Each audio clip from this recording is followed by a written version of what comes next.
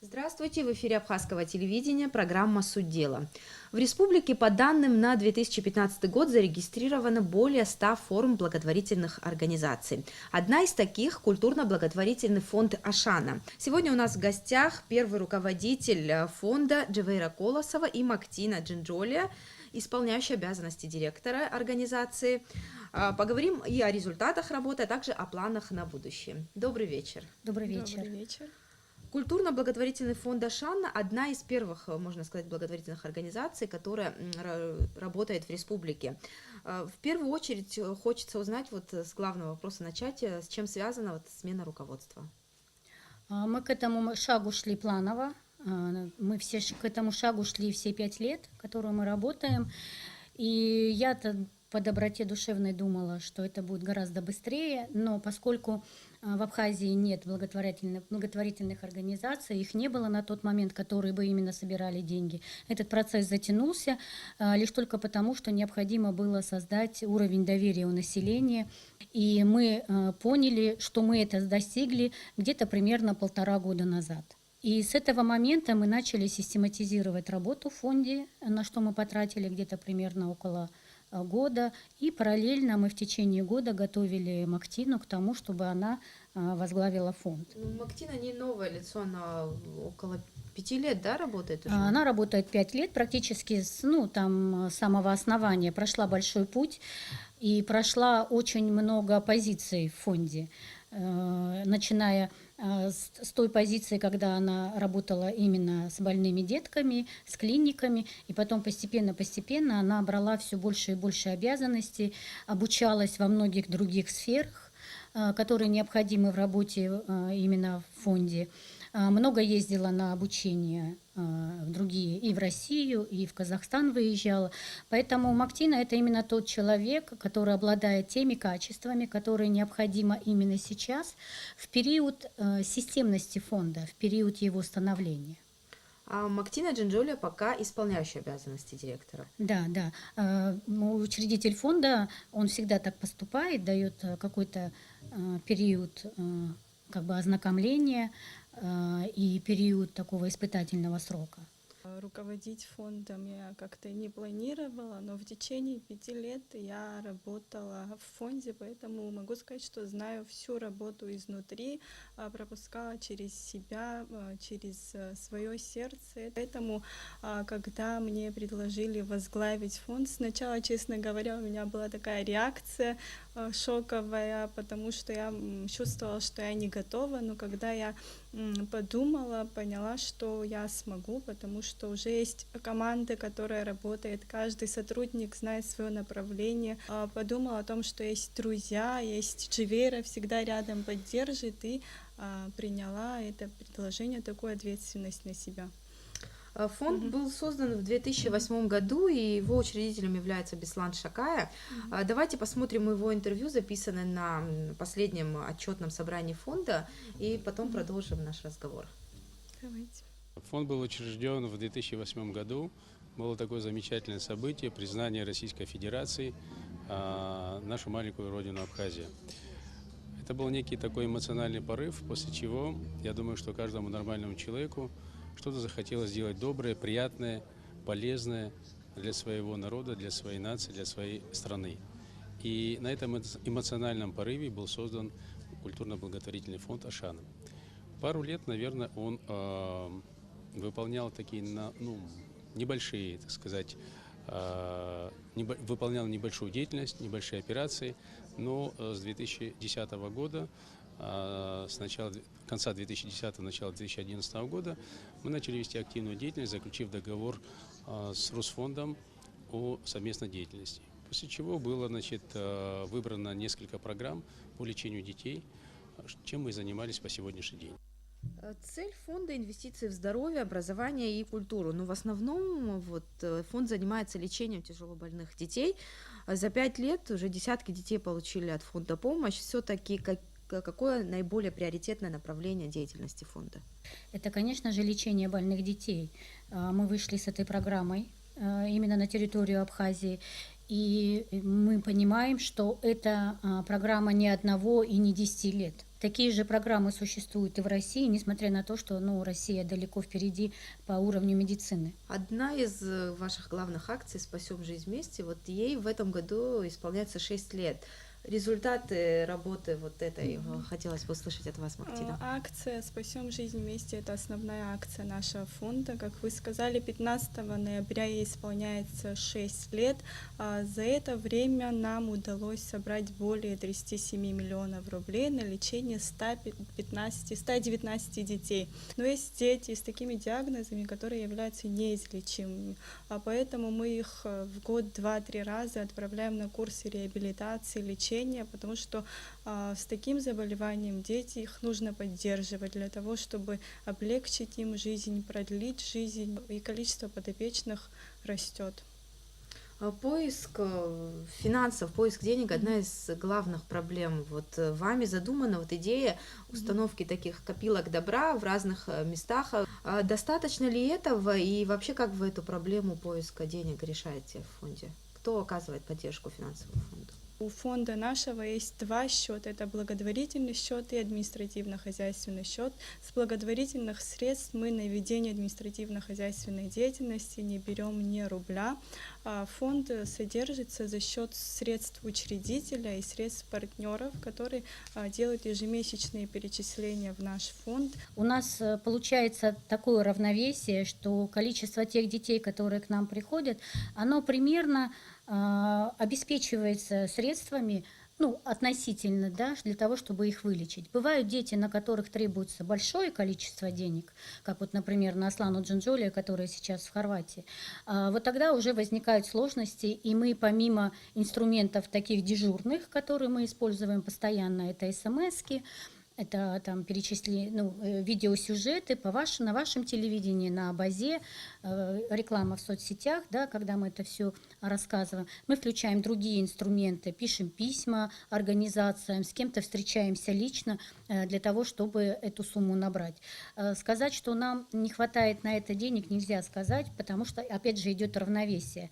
Есть проблемы в фонде в финансах, это скорее относится к административно-хозяйственным деятельности, потому что из средств, даже у нас, например, на резервном фонде там лежит около 1 миллиона рублей, но мы же из них не можем взять деньги на оплату, например, канцелярских товаров или на зарплату. Бывает дефицит, который покрывает Беслан Борисович. Давайте посмотрим инфографику о ваших спонсорах и продолжим наш разговор. Культурно-благотворительный фонд Ашана осуществляет свою работу за счет средств учредителя Беслана Шакая, а также партнеров фонда. Оператор сотовой связи А-Мобайл, магазин Харзаман, пивоваренный завод Сухумский, Гарант Банк, компания Премиум, открытое акционерное общество Сайн и открытое акционерное общество Континент Гагра. Ну и, конечно же, добровольные пожертвования граждан. Надо сказать, что есть мнение о том, что благотворительные фонды, организации создаются ради коммерции. Такое мнение бытует в обществе. Вот как вы преодолевали вот этот вопрос недоверия? Это нормально, когда общество оно не доверяет. И это двигатель для нас, чтобы создать такие условия, чтобы они смогли видеть и понимать нашу работу. Каждый год мы посвящали какой-то теме. К примеру, первый год мы рассказывали только о том, как к нам дети приходят и как мы их отправляем в клинику и почему именно в эту клинику. Второй год мы рассказывали, как мы расходуем средства, которые к нам приходят. И так из года в год мы постоянно говорим о том, что мы делаем, как мы деньги от них получаем и как мы их тратим. И благодаря вот этой открытости, благодаря тому, что у нас очень много отчетов, мы сделали такую таблицу и вывешиваем ее каждый месяц и в соцсетях, и на страницах своего сайта. И что вы думаете? Эта страница, она стала самая посещаемая на нашем сайте. И благодаря тому, что люди не доверяли, а мы их слышали, мы делали все то, чтобы они доверяли. Одно дело, когда вы сами публикуете какую-то информацию на сайте, но другое дело, когда какие-то официальные проверки проходят. И есть ли такие проверки, проверяют ли вас, куда расходуете, какие деньги вы получаете и так далее? У нас есть две проверки, которые относятся к обязательной по абхазскому законодательству. Это налоговая проверка. И без этой проверки мы и не сможем получить государственный сертификат о благотворительной организации. Вот она проходит, где-то раз в 3 года. Она проходит за 3 года сразу. То есть они смотрят свои направления. Но они смотрят в основном там налоги, они не смотрят именно там расходование средств, куда мы их потратили. Они смотрят только свои статьи. Поэтому учредитель фонда Беслан Борисович, он делает каждый год независимую проверку, именно бухгалтерскую, по приходу и расходованию средств по направлениям. Благодаря этой проверке видно, а куда именно тратятся деньги, а туда ли они ушли. И Мактина говорила, что у нас есть 2 счета, административный и благотворительный, и бухгалтер тоже смотрит, а с благотворительных, вот на благотворительный счет сколько поступило, а куда они пошли. И как раз вот это движение, чтобы не было переносов на административные расходы, с административного можно на благотворительный, да, и такое бывает. А вот в обратную сторону это у нас запрещено. И вот эта независимая бухгалтерская проверка, она проходит каждый год после Нового года, и по итогам ее каждый год проходит отчетное собрание. То есть вот таким образом мы проводим еще профессиональные проверки. В общем, информация, которая на сайте вывешивается, она вот соответствует, является результатом вот этой проверки. Там есть результатом этой проверки, а есть просто бухгалтерские отчеты по приходу, расходованию средств. Есть отчет на каждого ребенка, сколько на ребенка денег поступило, есть ли излишек, куда этот излишек пошел, если не достает, кто докладывает, или там с резервного фонда докладываются средства. Что-то собирает Российский фонд помощи, поскольку мы с ним партнеры, что-то они докладывают. Это все указано уже в отчетах на каждого ребенка.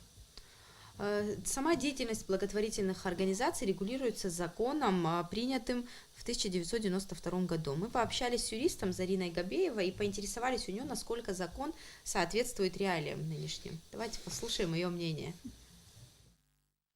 Существует норма, которая, насколько я знаю, она не получила той должной реализации, которую хотелось бы, чтобы эта норма была, как бы хотелось, чтобы эта норма была реализована. Это тот факт, что местные органы власти, они вправе устанавливать дополнительные льготы для благотворительных организаций. Соответственно, в том районе, в котором они действуют, то есть своими решениями, они могут устанавливать дополнительные льготы. Но, насколько я знаю, эта норма не задействована. Видеть хотелось бы в законе налоговые преференции для юридических и физических лиц, которые участвуют в благотворительной деятельности. Сегодня действующий закон освобождает от налогов то имущество и материальные активы, которые передаются лицами благотворительным организациям. Но это никак не сказывается на их деятельности. То есть, если сегодня законодатель пойдет на такой ответственный и важный, на мой взгляд, шаг, как освобождение, либо понижение каких-либо налогов, введение каких-либо налоговых льгот, то это очень поможет Сегодня наши благотворительные организации, многие благотворительные организации занимаются действительно очень необходимыми нам проектами, которые государство не может сегодня взять на себя. И поэтому это бы способствовало, конечно, развитию этих целей. Во многих странах для благотворительных организаций существуют специальные льготы, и налоговые льготы, но есть и для отдельных благотворителей тоже льготы. Вот как вы видите наш закон, ваше мнение? Там не указано самое главное. Там не указано, из каких средств фонд должен вести свою административно-хозяйственную деятельность. Вот сейчас организовывается ассоциация некоммерческих организаций, она в стадии только еще организации. Как раз эта организация направлена на то, чтобы был диалог с властью, между некоммерческим сектором и властью, чтобы был диалог именно с налоговыми органами, и чтобы эта ассоциация решала от лица некоммерческих организаций какие-то большие проблемы. С законами понятно. У вас наверняка на учете есть дети, которые ждут своего лечения. Порядок вот этот вот как-то формируете? Есть дети, которым у меня есть список детей, которые ожидают помощи от нашего фонда. Как мы выбираем детей, которым необходима срочная помощь? Вначале мы, конечно же, смотрим тех детей, которые раньше обратились, они раньше получают помощь. Но есть такие случаи, когда обращаются родители, и ребенку необходима срочная операция, либо срочное лечение. В таких случаях мы открываем срочный сбор средств. В течение 2 недель мы рассказываем об этом ребенке. Те сроки, которые указаны, сумма собирается. А бывают такие случаи, когда даже сверхуказанные суммы мы собираем. В таких случаях мы, если ребенку необходима дальнейшая реабилитация, то мы оплачиваем дальнейшую реабилитацию, либо же с согласия родителей этот излишек мы отправляем уже на следующего другого ребенка. У вас, в общем-то, да. списки людей, которые сами обращаются в фонд. Ну, наши люди, как правило, не обращаются сами. Единственное, мы, естественно, первые 2-3 года мы постоянно давали информацию о том, что существует такой фонд, который помогает, и как нам нужно обратиться, какие заболевания мы берем на разработку. А сейчас нам особо и не приходится говорить о себе, потому что люди знают, общество знает, и они, как правило, сами обращаются. В месяц мы берем 2 детей, которым необходимо лечение. Клиники, с которыми вы сотрудничаете, они не все находятся на территории Российской Федерации, но и в других странах. У вас есть какие-то специальные договоры с ним? И, насколько я знаю, какие-то скидки они вам тоже делают, да, как благотворительным организациям на лечение? У нас с каждой клиникой, с которой мы работаем, обязательно договор. У нас есть условия, по которым мы выбираем клинику или выбираем специалиста. Да, должны быть определенные условия выполнены. Это то, что сопровождающий ребенка должен жить и питаться именно в том месте, где лежит его ребенок. Поэтому с каждой клиникой у нас свои договоренности, и мы очень тщательно выбираем клиники. Бывает такое, что родители к нам приходят с какими-то своими предложениями. Не всегда мы выполняем их просьбу и отправляем их туда, куда они хотят. Зачастую эта клиника бывает самая простая, но там есть специалист, например, как в Ярославле, просто первая клиническая больница, она обычная, но тем не менее там работает потрясающий хирург, который делает уникальнейшие операции, единственные по всей России, косолапиков, выправляет ручки-ножки, сложнейшие переломы, и он единственный. И мы работаем с ним. Поэтому мы здесь не всегда смотрим на имя клиники. Мы здесь иногда зачастую смотрим на имя специалиста. Сейчас я бы хотела показать фото девочки Асланы Джинджоли, которая сейчас вот фонд ей помогает практически с самого рождения. Сейчас тоже сбор средств, да, для операции Асланы Джинджоли. Как раз тот случай, когда мы не собрали деньги, да, когда мы не успели собрать деньги. И сейчас провели 2-ю операцию. Она находится сейчас в Загребе, в клинике Святой Екатерины. Мама сообщила о том, что операция прошла успешно, однако сбор средств на эту операцию еще продолжается, так как была собрана не вся сумма, но клиника-партнер пошла нам навстречу и, согласно гарантийному письму от нашего фонда, приняла ее в срок на операцию. Но необходимо дособрать еще 1 300 000 рублей. До 1 декабря клиника ждет перечисления. Сколько уже собрали денег для Асланы Джинджоли? Вот уже какая-то часть собрана на операцию? Да. Более 1 миллиона рублей уже собрано, осталось дособрать 1 300 000 рублей. На первую операцию, на первую ногу уже граждане наши собрали 2,5 миллиона рублей, а на вторую ножку сейчас идет уже сбор средств, продолжается. Сама суть операции заключается в том, что во время операции устанавливают металлические штифты, которые растут в течение всей жизни вместе с ней и предотвращают возможность переломов. Таким образом, благодаря этой операции уникальной, она навсегда избавится от переломов. Как сейчас себя чувствует Аслана? Вы наверняка связываетесь с ними? Да, мы постоянно на связи. После операции она сразу же вышла из наркоза, то есть она очень хорошо перенесла. Врачи очень довольны. и дают очень хорошие прогнозы. Все прошло по плану. В Абхазии есть и другие фонды, которые тоже занимаются благотворительностью. В одной из наших программ у нас в студии был Санер Гогуа, который возглавляет фонд Апсны. Он говорил о том, что в ближайшем будущем фонды собираются создавать общую организацию. Как вы на это смотрите? Сонер Гого вышел с такой инициативой, и уже прошли 2 встречи представителей общественных организаций. Есть в планах создать ассоциацию общественных организаций, которые будут совместно решать и лоббировать какие-то социально значимые вопросы, выходить, может быть, к парламенту с этими вопросами. Но сейчас это все находится на стадии организации, пока обсуждается, какая будет организационно-правовая форма, обсуждается устав и миссия данной организации. Мы считаем, что это очень хорошая инициатива и поможет объединиться общественным организациям в решении каких-то очень важных вопросов. Надо сказать, что хороших организаций благотворительных в Абхазии очень много. И зачастую наши интересы пересекаются, и мы что-то делаем одно и то же. Но делаем маленькими силами. И просто потому, что мы не обмениваемся информацией и не разговариваем друг с другом и не знаем планов друг друга.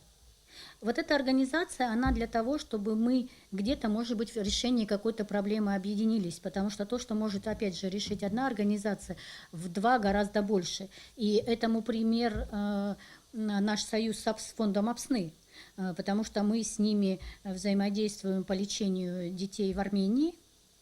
Это они организовали, разработали всю схему взаимодействия с Арменией, всю схему отправки туда детей.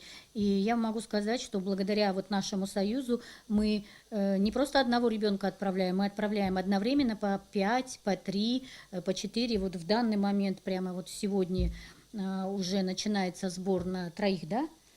Да, на 3. На 3 детей. То есть здесь уже идет такое укрупнение. Поэтому если благотворительные организации в решении социальных проблем будут объединяться, а плюс еще объединяться где-то с государством, то мы можем решить глобальные вещи. На одной из пресс-конференций, где как раз и представляли Мактину Джинджоли, была высказана такая идея о том, что вот фонд ставит перед собой задачу объединения абхазов, которые живут за пределами республики, в решении вот этих важных социальных проблем. Задача весьма амбициозная. Ну и как вы собираетесь ее решить?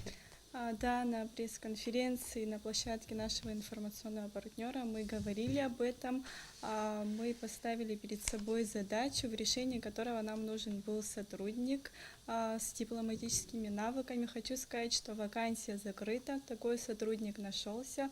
Это молодой сотрудник Министерства иностранных дел Абхазии, посол по особым поручениям Аляса Сабуа. И мы рады, что наша команда пополнилась таким ценным сотрудником. Он на сегодняшний день уже официально является исполнительным директором по внешним связям нашего фонда.